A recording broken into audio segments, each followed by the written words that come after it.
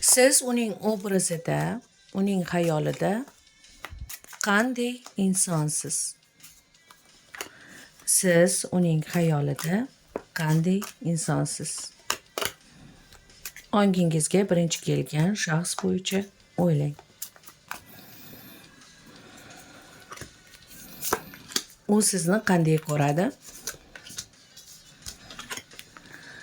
Siz juda ham aqlli, maqsadni aniq qo'yadigan, to'xtab qolmaydigan, pul topish bo'yicha ham, qarorlarni qabul qilish bo'yicha ham kuchli shaxssiz, kelishgan, ko'rkam.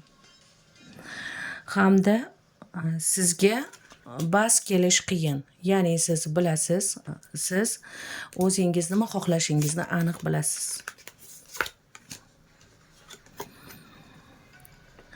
Sizda qo'rquvlar kam.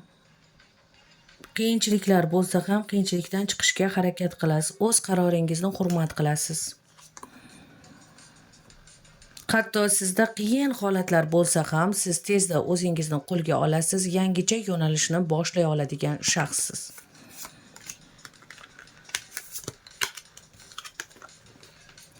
Sizda har doim ikkita variant bo'ladi. Yaxshi yoki yomon. Yomon bo'lsa qanday qaror qabul qilish, yaxshi bo'lsa qanday qabul qilishni ham bilasiz. Odam ajratish ham bilasiz. Qanday qilib pul topish yoki xatti-harakatlar qilish, qanday qilib muomala qilish, kim bilan qanday gaplashishni ham yaxshi bilasiz. Albatta siz bilan kim kurashaman desa, baribir yutqazadi. O'sha shaxs haqingizda shunaqa o'ylaydi. Qanaqa variantlarni qo'llasam, bu bilan qanday gaplashsam, qanday qilib bu bilan chiqisha olsam, xarakter bo'yicha, munosabat bo'yicha.